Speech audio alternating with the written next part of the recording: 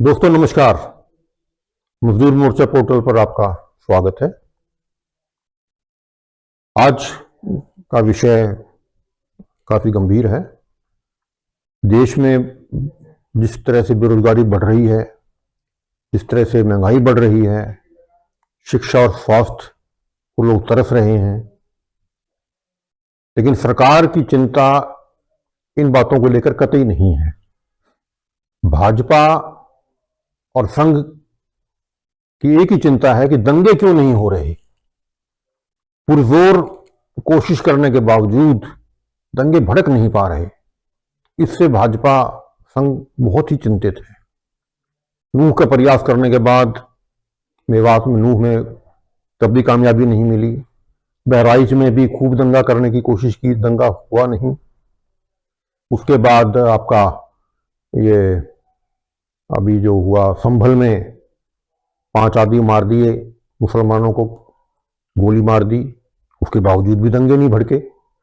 बहुत जबरदस्त परेशानी से जूझ रही है संघ भाजपा सरकार। और ये दंगे भड़काने इसलिए जरूरी है कि लोगों का ध्यान अपनी मूल समस्याओं की तरफ न जाकर हिंदूवाद की तरफ जाएं लोग, और धर्म की रक्षा के लिए उतर जाएं। और धर्म की रक्षा के लिए नेताओं के सत्ता के सौदागरों के बच्चे ना आए, उनके बच्चे आए जिन बेचारों को पढ़ाई से वंचित रखा गया है, नौकरी से वंचित रखा गया है, वो आए। अब एक नया मुद्दा पिछले करीब 2-3 हफ्ते से उछाला जा रहा है, बांग्लादेश। वो बांग्लादेश में वो क्या नाम है उसका, चिन्मया कृष्णा दास, कुछ ऐसा ही अजीब सा नाम है।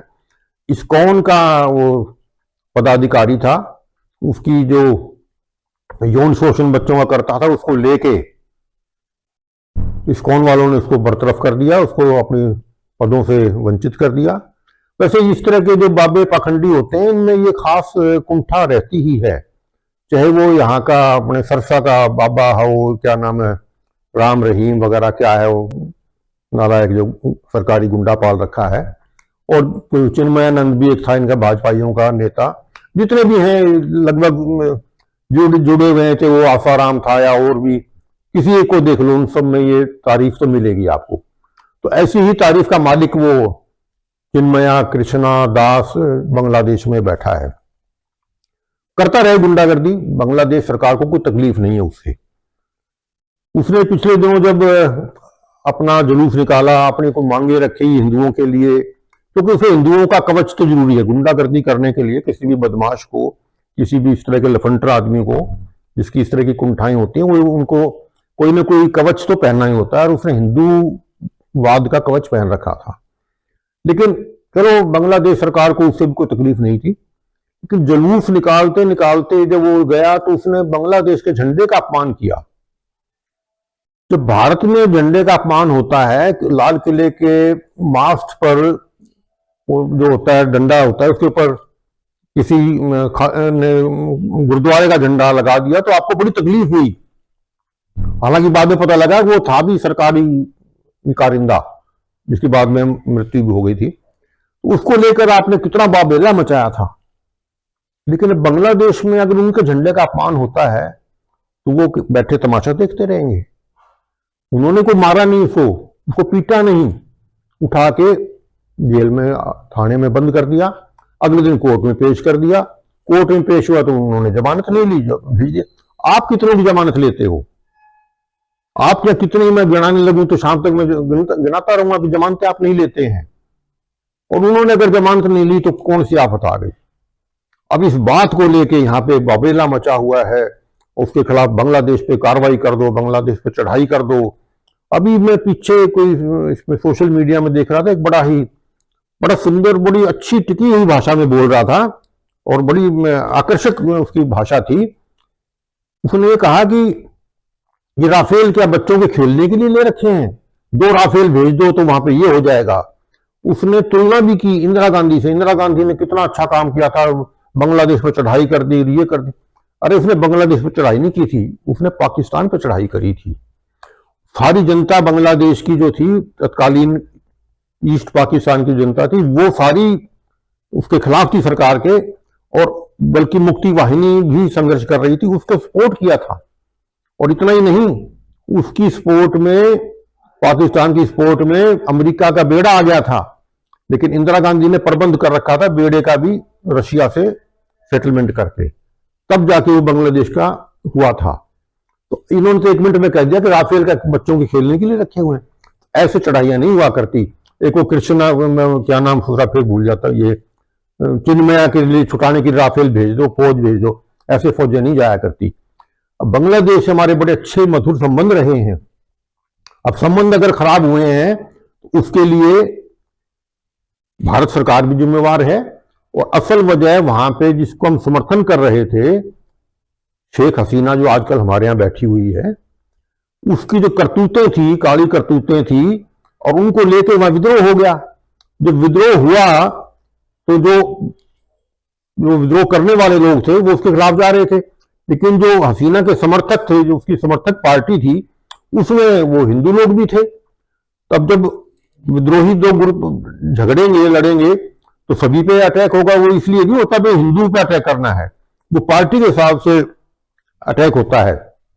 और जब हिंदुओं को निशाना बनाया गया तो वहां के छात्रों ने और वहां की सरकार ने और सेना ने, पुलिस ने बाकायदा उनको संरक्षित किया, और उसकी वजह से वहां कोई ज्यादा ऐसा हो नहीं पाया। मैं एक सवाल करता हूं, भाई आप ये कह रहे हो ना मैसेकर हो गया वहां पे, कत्लेआम हो गया, ये तो बता दो कितने हिंदुओं का कत्ल हो गया वहां पे। हमारे यहां तो हमने गिन लिए, 5 वहां मर गए, 4 वहां मर गए, कहीं पहलू खान मर रहा है, कहीं लिंचिंग हो रही किसी की, कितनी ही हो रही गिनती है। वहां की तो बता दो आप। कितने मंदिरों का सर्वे कर लिया, कितने मंदिरों की खुदाई कर ली, कितने मंदिरों के नीचे से मस्जिद निकाल ली, बताओ तो सही। कोई नहीं है, एक भी नहीं बता पा रहे। और लेकिन जब झगड़े होते हैं तो इस तरह के काम हो जाया करते हैं। और दूसरी खास समझने वाली बात यह है कि जब यहां पर आप जो कार्रवाई करोगे, इसका रिएक्शन तो वहां भी होना स्वाभाविक है ना।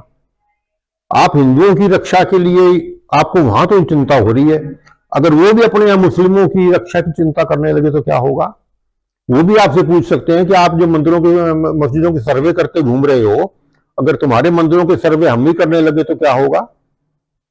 तो इस तरह की ओछी हरकतें, केवल इसका मकसद यही है कि एक दूसरे, वहां पे दंगे हों और यहां पे हों, पाकिस्तान में हो, मिडिल ईस्ट में हो, जहां जहां हिंदू लोग नौकरी कर रहे हैं, करीब अंदाजा है, बताया जा रहा है आंकड़े, 5 करोड़ के करीब हिंदू जो हैं विदेशों में कमा रहे हैं, और अच्छा यहाँ पे विदेशी मुद्रा देश को कमा कमा के भेज रहे हैं।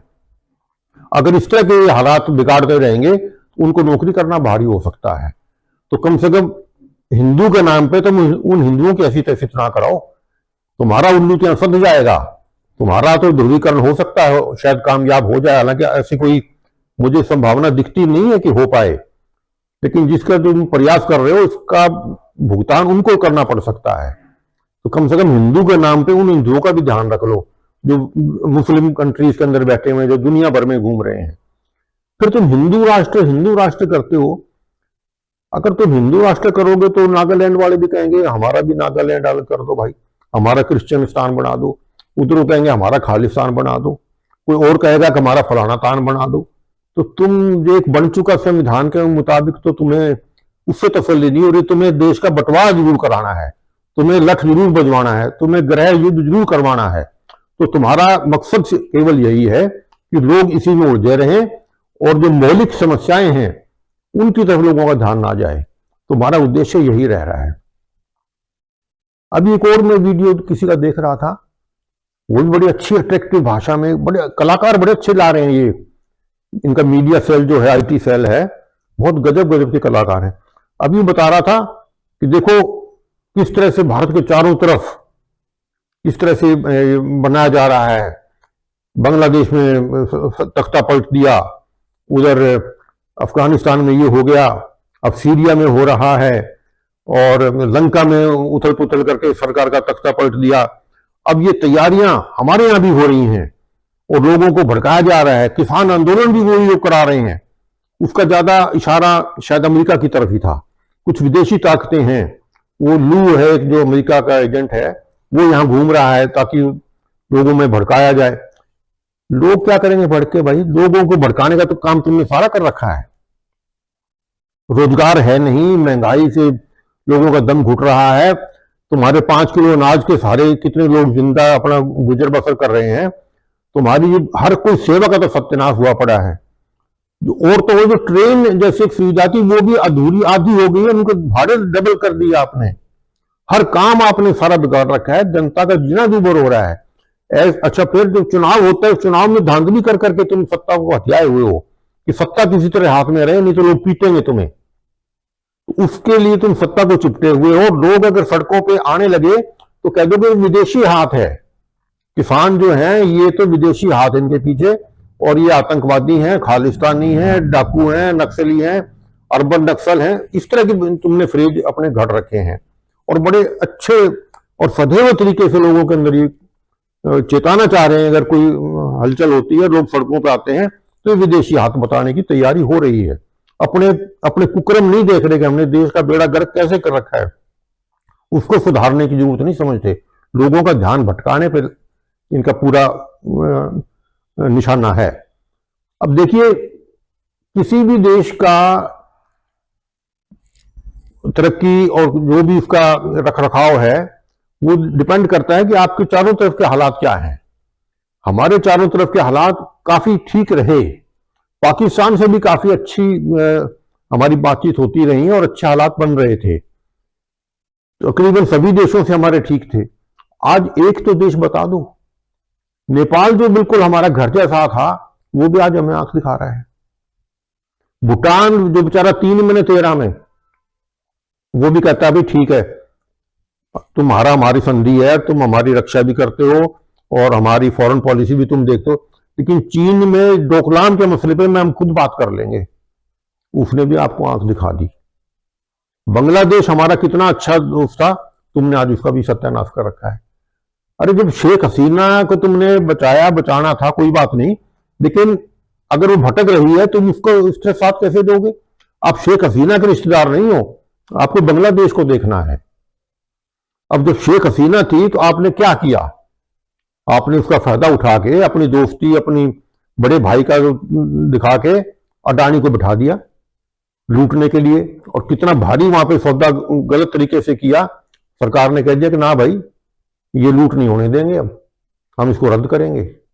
यही हाल श्रीलंका में हुआ, उन्होंने भी कह दिया भाई ना, इस तरह से नहीं लूटने देंगे अडानी को। कीनिया में, तंजानिया में, हर जगह जहां भी मोदी जी जाते थे इसको साथ ले जाते थे अपने लुटेरे को और सौदे कर लेते थे। तो झगड़े वो हैं और आप जोड़ना इनसे चाहते हो। तो इसलिए असली इनका मुद्दा केवल यही है कि एक तरह से लोगों का ध्यान भटकाया जाए। दंगे अगर नहीं हो रहे हैं तो कैसे कराया जाए? आज ही शायद कोई धर्म संसद करने का विचार भी चल रहा है 17 तारीख को ही, जिसके लिए पहले भी उस आदमी को जो आज ये करने जा रहा है, शायद उसका नाम यतिंदर वगैरह कुछ ऐसा ही है, और जो खुले आम ये कहता है कि कत्ल करो और मुसलमानों को मारो, बट बड़ी ही गंदी और अश्लील, मैं तो कहूंगा हिंसक भाषा में और भड़काने वाली भाषा का इस्तेमाल करता है, और सरकार तमाशबीन बनी रहती है। जबकि कानून के मुताबिक उसको तुरंत गिरफ्तार कर लिया जाना चाहिए, लेकिन नहीं, फिर दंगे कैसे होंगे? तो मूल उद्देश्य केवल दंगे कराना है। इनको हिंदू बिंदु से कुछ नहीं लेना हुआ, और जो भी बच्चे ना बेचारे पढ़ पा रहे हैं, ना कहीं नौकरी मिल पा रही है, उनको काम पे लगा के रखना। अगर कोई कांवड़ यात्रा भी आ रही है तो कांवड़ यात्रा कहां से निकलेगी, उसका एक प्रोसीजर है। पीछे बरेली में कांवड़ यात्रा का रूट तय हो गया था, लेकिन इन्होंने बदमाशी करनी थी। बदमाशी कराने के लिए उनका रूट बदल के मस्जिद की तरफ जाने लगे। तो वहां का जो एसएसपी था, शायद नाम चौधरी समथिंग कुछ था, उसने कहा ना भाई इधर से नहीं जाने दूंगा। लठ लेके खड़े हो गए, और जब मारे लठ उनके तो भाग लिए वो, लेकिन 2-3 घंटे में ही उसका तबादला कर दिया गया। अब असली सरकार का उद्देश्य तो यही था ना योगी जी का, कि मस्जिद के सामने से निकलेंगे, वहां मस्जिद में गालियां देंगे, वहां उनको अश्लील भाषा का इस्तेमाल करेंगे, जोर जोर से डीजे बजाएंगे, फिर वो भी प्रतिक्रिया में कुछ करेंगे तो काम बन जाएगा। लेकिन एसएसपी ने उनको भगा दिया वहां से, तो बात नहीं बन पाई। और कहीं चले भी जाते हैं तो मुसलमान आप बड़े सियाने हो गए हैं। मुसलमान इसलिए सियाने हो गए हैं कि उन्हें पता है अगर तुम इनके का मुकाबला करोगे या जवाबी कार्रवाई करोगे तो पुलिस तो इंतजार में खड़ी है। अगर पुलिस इंतजार में ना हो, वो मुकाबला कर ले। एक खास बात नोटिस मैंने की है शुरू से, जब भी ये कहीं इस तरह की हरकत करते हैं तो पुलिस की छाया में करते हैं। इनमें इतना दम नहीं है कि अपने दम पे कर ले। पीछे कुंडली बॉर्डर पे जब किसान धरने पे बैठे थे तो ये गए थे वहां निकलवाए, पथराव करेंगे, इनको मारेंगे, लेकिन पीछे दिल्ली पुलिस थी। पुलिस के हटते ही भाग लेते हैं ये। अगर मस्जिद वगैरह की तरफ जब जाते हैं और पुलिस ना हो, ये जाएंगे ही नहीं वहां। ये जाते ही पुलिस संरक्षण में है, सरकारी संरक्षण में है। अगर वो संरक्षण इनको ना मिले, इनमें इतना दम नहीं है कि इस तरह की गुंडागर्दी कर सकें। तो साथियों, ये बात बड़ी समझने की है और इनके हिंदूवाद के बहकावे में आने की आवश्यकता नहीं है। इससे बचना चाहिए और उनके असली इरादों को पहचानना चाहिए। और देश में जैसे भी है, शांति को बहाल करना बहुत जरूरी है। और ये हिंदूवाद जो है, ये मात्र ढकोसला है। और कोई भी धार्मिक राज्य जो है, धर्म के आधार पर चलने वाला राज्य कभी पनपा नहीं। नेपाल एकमात्र हिंदू राष्ट्र दुनिया में था, लेकिन इनको भी जल्दी समझ आ गई कि ये हिंदू राष्ट्र या धर्म के नाम पे चलने वाला राष्ट्र जो है कभी कामयाब होता नहीं है, कभी तरक्की नहीं कर पाता। अब पाकिस्तान जो है वो धर्म पे चलने वाला थियोक्रेटिक स्टेट है और जिसका इस्लाम धर्म है, और उसका बेड़ा गर्क हुआ पड़ा है, आपके सामने है। धर्म के नाम पे चलने वाली सरकार, धर्म के चलने वाला राज्य जो है कभी पनप नहीं सकता। यूरोप के अंदर जितने भी देश हैं, दुनिया में जितने भी क्रिश्चियन देश हैं, किसी ने भी अपने आप को की सरकार को क्रिश्चियनिज्म से नहीं बांध रखा, ईसाइयत से नहीं बांध रखा। सब सेकुलर हैं और धर्म है तो अपने घर के लिए है, अपना निजी सौदा है, उसके नाम पे दुकानदारी, उसके नाम पे राज चलाना, समझो देश का सत्यानाश करना है। और जिन देशों ने भी ये अपनाया है उन देशों का बेड़ा गर्क हुआ ही हुआ है। पाकिस्तान आपका सबसे बेहतरीन उदाहरण है मुसलमान इस्लामीकरण का, और नेपाल हमारा हिंदू का है। अब जब इनको समझ आ गई नेपाल वालों को कि धर्म के नाम पे सत्ता चलाने का मतलब सत्यानाश है, तो उन्होंने लेबल हटा दिया अपना। अब हम हिंदू नहीं है, हम धर्मनिरपेक्ष राज्य हैं। जिस दिन उन्होंने ये किया था घोषणा, उसी दिन भाजपा सरकार को बड़ी तकलीफ हुई और बड़ा कुछ कहा नेपाल को कि तुम ये क्या कर रहे हो, उनका हमारे मामले में इंटरफियर मत करो। तो ये बहुत जरूरी है। धर्म की आड़ में जितने कुकर्म होते हैं वो धर्म की आड़ में ही होते हैं, और इसलिए इनको धर्म का कवच जरूरी है। जितने डेरे हैं, जितने बाबे हैं, जितने संत पंत हैं, सारे इन सब की दुकानदारी धर्म के नाम पर चलती है। इन अखाड़ों में क्या होता है मैं उसकी तफसील में नहीं जाऊंगा, इन मंदिरों में क्या हो रहा है मैं उसकी डिटेल में नहीं जाऊंगा। मंदिर है अपने चलाओ, अपना श्रद्धा है अपनी कर लो, उसको सड़क पे लाना, उसकी सियासत करना, उसके नाम पे सरकार को चलाना, उसके नाम पे जनता को बेवकूफ बनाना, जनता को भड़काना, ये देश का सत्यानाश करने की पूरी तैयारी है। और इससे हमें आगे जितना जल्दी बच लेंगे उतना ही हमारा फायदा हो सकता है। धन्यवाद साथी।